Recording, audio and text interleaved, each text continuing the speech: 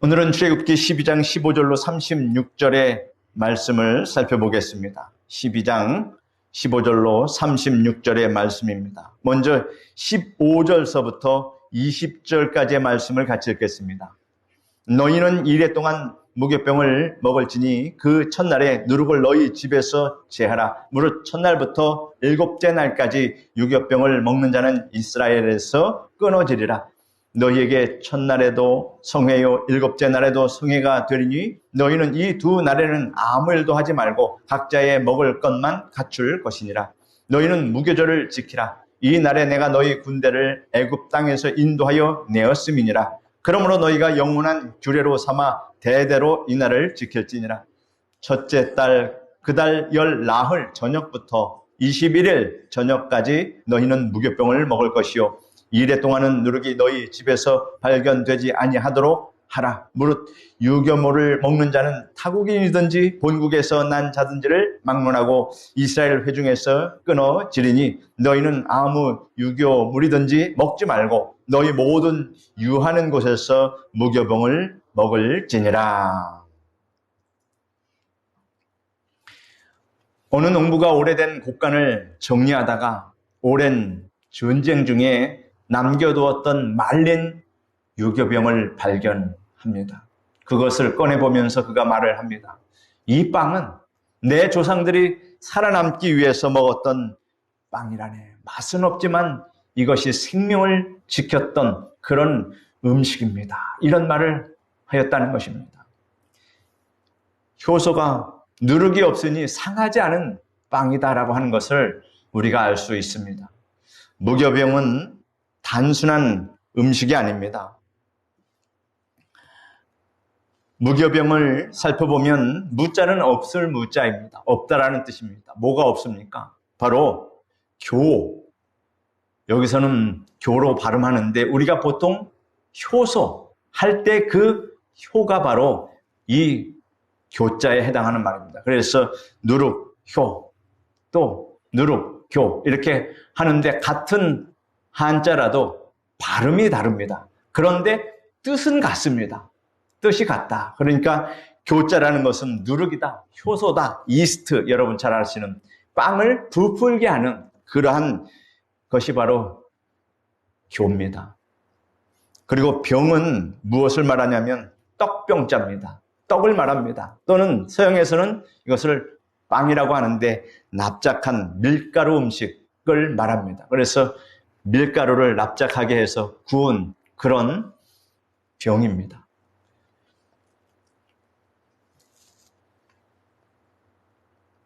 따라서 무교병은 무엇을 말하냐면 효모가 들어가지 않는 떡, 누룩이 들어가지 않는 떡, 그러니 부풀지 않으니 딱딱하고 맛이 없었을 것입니다. 다시 말해서 발효되지 않은 떡이다. 누룩 없는 빵을 말합니다. 이것은 이스라엘 백성들이 출애굽할 때 급히 떠나야 해서 반죽을 발효시킬 수 있는 시간이 없이 만든 빵으로 유교절과 무교절 기간에 먹는 전통적인 음식입니다. 여러분, 하나님께서 이 무교병을 먹으라고 하면서 이 무교병에 이야기를 담은 겁니다. 내력을 담은 겁니다. 우리는 추석 때 무엇을 먹습니까? 송편을 먹습니다. 또 설날 때 무엇을 먹습니까? 떡국을 먹습니다. 또 팥죽을 먹는 날이 있습니다. 다 음식에 이러한 스토리가 있는 것입니다. 그것을 기념해서 먹는, 그런데 6월절에 특히 무교절에 먹는 음식은 이 무교병이었다. 그리고 쓴나물이었다. 그리고 어떻게 먹습니까? 허리띠를 띠고 지팡이를 짚고 급하게 먹는, 그래서 그 6월절의 그 의미를 그 음식을 통해서 그 자손들이 그것을 늘 마음에 새기고 하나님의 은혜를 기억하라고 하신 하나님의 뜻이 담겨져 있다. 우리가 그렇게 이야기할 수 있습니다. 성경에서는 정결함과 죄 없는 상태, 즉 누룩이 죄라는 그러한 상징적인 의미를 갖고 있습니다. 그래서 누룩을 제거해라. 그것은 죄를 제거해라. 그런 뜻입니다. 서둘러 떠나는 또한 순종의 의미를 갖고 있습니다. 그렇게 누룩을 넣지 말라고 하는데 어떤 사람 가운데 이런 사람이 있죠. 나는 그런 빵 도저히 못 먹겠어 하고 자기 고집대로 누룩을 넣어서 빵을 만들어 버리면 어떻게 됩니까? 끊어진다, 그런 얘기입니다. 그러므로 여러분, 하나님의 말씀은 내 기호와 내 취향과 내 생각에 맞춰서 순종하는 것은 그건 순종이 아닙니다. 하나님의 말씀은 나의 생각과 뜻과는 아무 상관이 없습니다. 내 의지와 지식과 상식과는 아무 상관없습니다. 하나님이 그렇게 말씀하시면 우리는 100% 하나님 말씀에 전적으로 복종할 수 있는 그러한 믿음을 하나님께서 요구하신다라는 이 사실을 여러분 꼭 기억을 하시기를 바랍니다.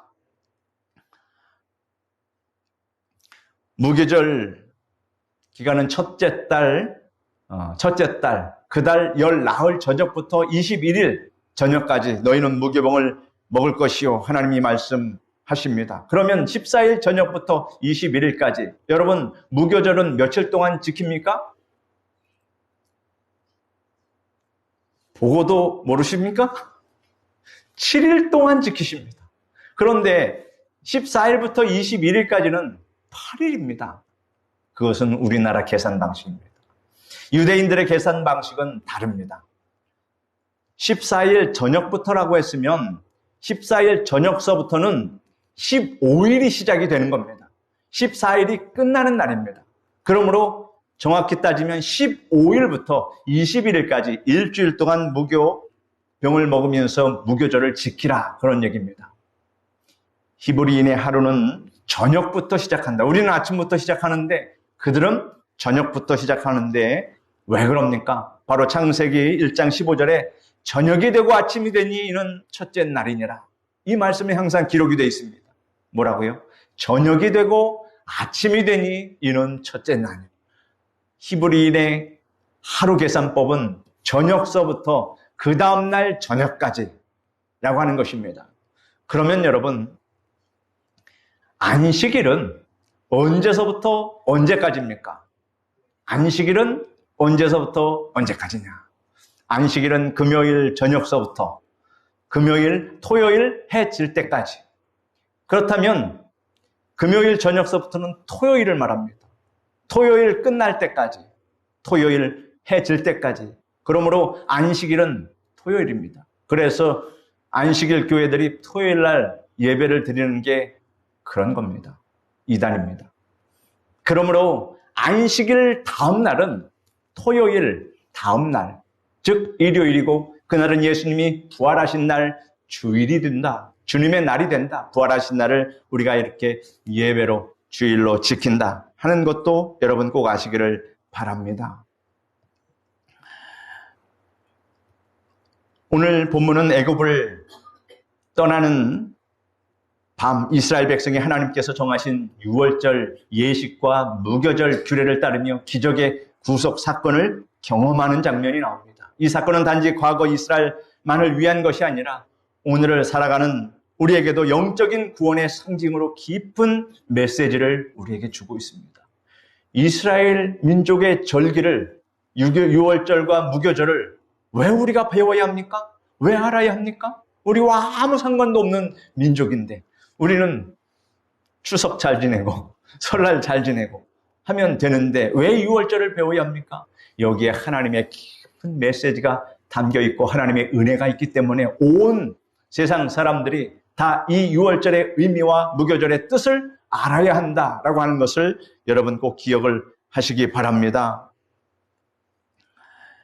15절에 보면 뭐라고 나와 있습니까? 15절에 너희는 이래 동안 무교병을 먹을지니 그 첫날의 누룩을 너희 집에서 제하라. 무릇 첫날부터 일곱째 날까지 유교병을 먹는 자는 이스라엘에서 끊어지리라. 이렇게 말씀하십니다. 하나님은 단순히 이스라엘을 애굽에서 구출하시지 않았습니다. 정하신 방법으로, 단순하게 구출하는 게 아니라 정하신 방법으로, 정하신 절차와 순종을 통해서, 그 이스라엘 백성들의 순종을 통해서 구원을 했다. 이스라엘 백성 가운데 그것이 무슨 우리에게 구원을 줄 수 있느냐?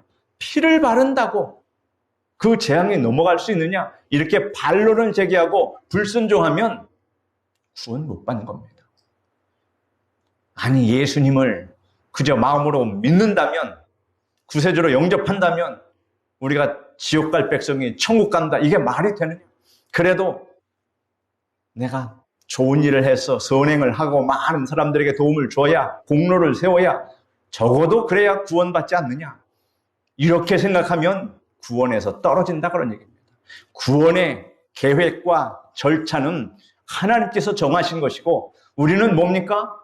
하나님께서 정하신 것에 단지 순종하면 된다. 하나님은 그 순종의 마음을 받으신다 그런 얘기입니다. 그래서 순종하는지 안 하는지 그것을 보시는 겁니다. 무교절과 유월절은 단지 형식이 아닌 믿음의 행위였습니다. 믿음의 행위. 누룩을 제거하라는 명령은 죄를 제거하라는 영적인 교훈이 담겨 있다라고 하는 것입니다. 너희는 누룩 없는 자인데 새 덩어리가 되기 위하여 묵은 누룩을 내어버리라. 고린도전서에 이렇게 바울이 기록하고 있습니다. 누룩이 없는, 죄가 없는 자인데 누룩을 갖고 있으면, 죄를 갖고 있으면 회개하고 그 죄를 정리해라. 이 말을 이렇게 빗대어 말하고 있습니다. 무교병, 누룩이 들어가지 않은 그 떡은 맛이 없습니다. 그러나 그것은 보통 음식이 아닙니다. 생명을 살리는 음식이었습니다. 이는 하나님의 말씀이 달콤하지 않아도 생명을 살린다는 진리를 깨닫게 해주는 것입니다. 매번 매 시간마다 예배를 드리지만 제가 여러분을 재밌게 웃기게 하지 않습니다. 왜일까요? 하나님의 말씀은 그런 차원의 말씀이 아니라고 하는 것입니다.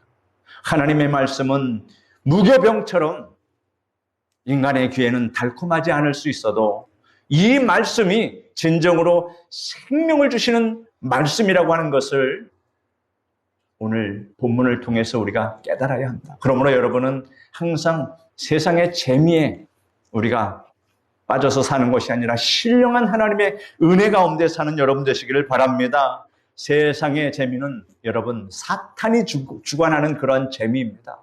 멸망의 길로 유혹하는 것입니다. 그래서 세상의 그 어떤 재미에 빠져 살지 마시기를 바랍니다.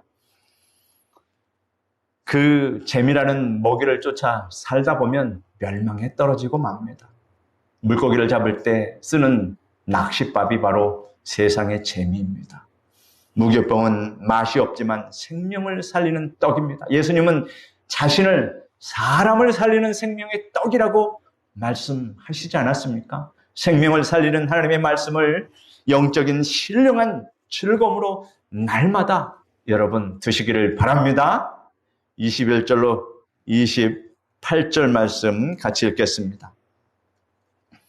모세가 이스라엘 모든 장로를 불러서 그들에게 이르되 너희는 나가서 너희의 가족대로 어린 양을 택하여 유월절 양으로 잡고 우슬초 묶음을 가져다가 그릇에 담은 피에 적셔서 그 피를 문 임방과 좌우설주에 뿌리고 아침까지 한 사람도 자기 집 문 밖에 나가지 말라. 여호와께서 애굽 사람들에게 재앙을 내리려고 지나가실 때 문 임방과 좌우 문설주의 피를 보시면 여호와께서 그 문을 넘으시고 멸하는 자에게 너희 집에 들어가서 너희를 치지 못하게 하실 것임이니라. 너희는 이 일을 규례로 삼아 너희와 너희 자손이 영원히 지킬 것이니 너희는 여호와께서 허락하신 대로 너희에게 주시는 땅에 이를 때에 이 예식을 지킬 것이라. 이후에 너희의 자녀가 묻기를 이 예식이 무슨 뜻이냐 하거든 너희는 이르기를 이는 여호와의 유월절 제사라. 여호와께서 애굽 사람에게 재앙을 내리실 때에 애굽에 있는 이스라엘 자손의 집을 넘으사 우리의 집을 구원하셨느니라 하라. 하매 백성이 머리 숙여 경배하니라. 이스라엘 자손이 물러가서 그대로 행하되 여호와께서 모세와 아론에게 명하신 대로 행하니라. 아멘.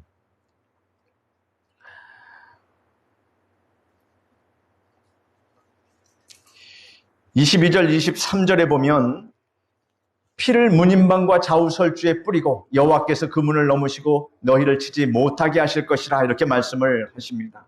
이스라엘을 구원한 것은 지혜나 민첩함이 아니라 문에 뿌린 어린 양의 피였다라고 하는 사실입니다. 우리가 알아야 할 것은 어린 양의 피가 능력을 발휘해서 구원을 받은 것이 아니라 어린 양의 피를 바르라는 말씀에 순종함으로 그 믿음으로 구원을 받았다라는 이 사실을 여러분 꼭 아시기를 바랍니다. 어린 양의 피는 장차 오실 예수 그리스도의 보혈을 상징합니다. 이 또한 마찬가지 원리입니다. 예수님의 보혈을 몸에 바른다고 해서 구원을 얻는 것이 아니라 우리를 구원하시기 위해서 흘리신 예수님의 보혈을 믿는 자에게 구원의 은혜가 주어진다라고 하는 이 사실을 여러분 믿으시기를 바랍니다. 26절, 27절에 보면 이 예식이 무슨 뜻이냐 하거든 여호와의 유월절 절기라 하라 이렇게 이야기를 하고 있습니다. 하나님은 이 세대뿐만 아니라 다음 세대에도 이 유월절의 이야기를 잊지 않게 하려고 그 후손들에게 정하라고 명을 하십니다. 유월절은 단지 한 세대의 기억이 아니라 모든 세대가 기억해야 할 은혜라는 그런 사실입니다. 우리도 여러분의 자녀 또 손주에게 믿음의 유산을 남기시기를 바랍니다. 단지 예배만이 아니라 하나님이 내 삶에 어떻게 역사하셨는지 우리가 증언하고 그들에게 이야기를 전해 주어야 합니다. 신앙은 말이 아니라 바로 여러분의 삶으로 전해진다는 것을 여러분 믿으시기를 바랍니다. 29절로 36절의 말씀을 같이 읽겠습니다.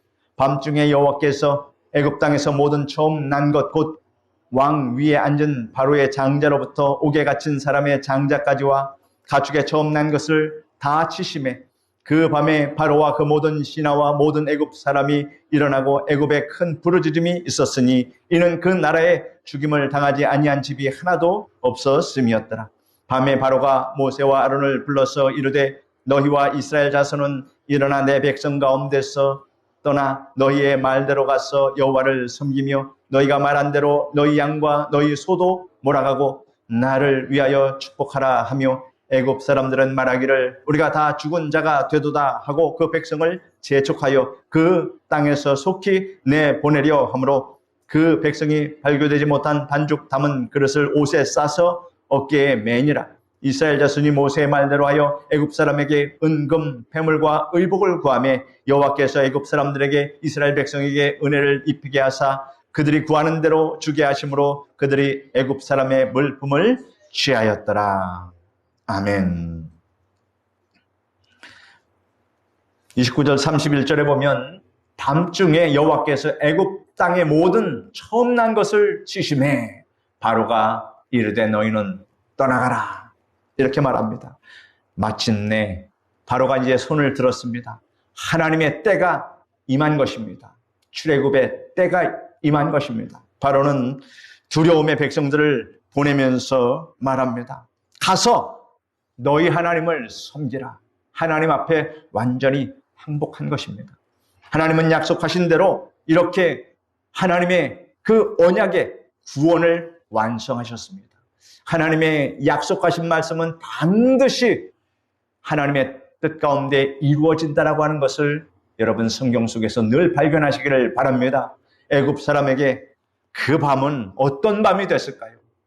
눈물과 통곡의 밤이었습니다. 왜냐하면 장자, 처음 난 것은 다 죽었습니다. 그것도 내 집만 그런 것이 아니라 옆집에 또 앞집에 모든 애굽 사람들의 그 장자들이 다 죽었으니 그 나라의 통곡이 말할 수 없었습니다. 동시에 하나님의 백성에겐 어떤 일이 일어났습니까? 그 노예의 신분에서 자유와 구원이 이루어지는 구원의 밤이었습니다. 극과 극의 상황이 벌어졌다라고 하는 이 사실을 여러분 상상을 한번 해보시기 바랍니다. 애굽 사람은 하나님을 불신하는 세상 사람들을 상징하는 그러한 사람들입니다. 세상 사람들입니다. 마지막 세상 심판날에 유월절과 같은 비극이 일어날 것이며 누구에게는 통곡의 밤이 누구에게는 자유와 구원의 날이 될 것이다 라고 하는 것을 이 유월절 사건을 통해서 하나님은 오늘 우리에게 말씀하고 계십니다. 그러므로 여러분, 우리가 지금 당장에 급한 것이 뭡니까? 우리 가족들입니다.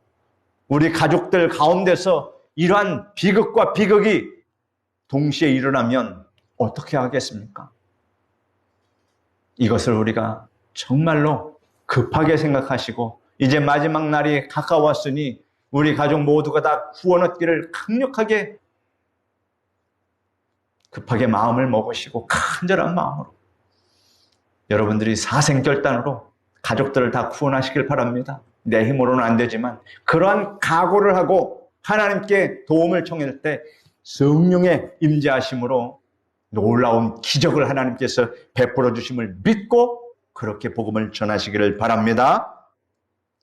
여호와께서 애굽 사람들에게 은혜를 입히게 하사 은금 패물을 얻었더라. 36절에 이렇게 기록이 되어 있습니다. 고통의 시간이 끝나고 이스라엘은 애굽의 물품을 가지고 나왔습니다. 이는 빈손으로 나가지 않게 하겠다는 하나님의 언약이 정확하게 실현된 그런 모습을 봅니다.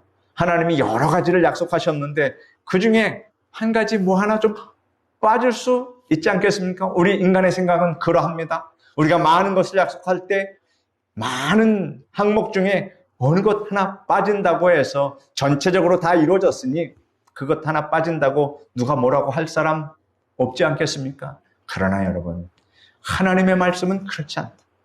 하나님이 말씀하신 것은 1.1획도 땅에 떨어지지 않는다라고 하는 이 하나님의 속성을 여러분 꼭 아시기를 바랍니다. 그러므로 하나님은 말씀하신 대로 그 문자대로 철저하게 이루어진다라고 하는 이 사실을 알고 성경 말씀을 우리가 정확하게 상고하고 깨닫고 알아야 한다라고 하는 것을 우리가 알 수 있습니다. 하나님은 믿음으로 당하는 환난에서 그저 벗어나게만 하시지 않는다. 믿음으로 당하는 환난을 벗어날 때에 그 영혼에게 당한 상처를 회복시켜 주시고 또 피해를 보상시켜 주시고 하나님께서 더 큰 은혜를 베풀어 주심을 여러분 믿으시기를 바랍니다.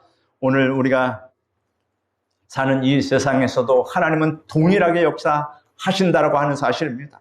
구원의 은혜는 순종 속에서 완성된다. 6월절은 단지 하나님의 하나의 그 절기가 아니다라고 하는 것.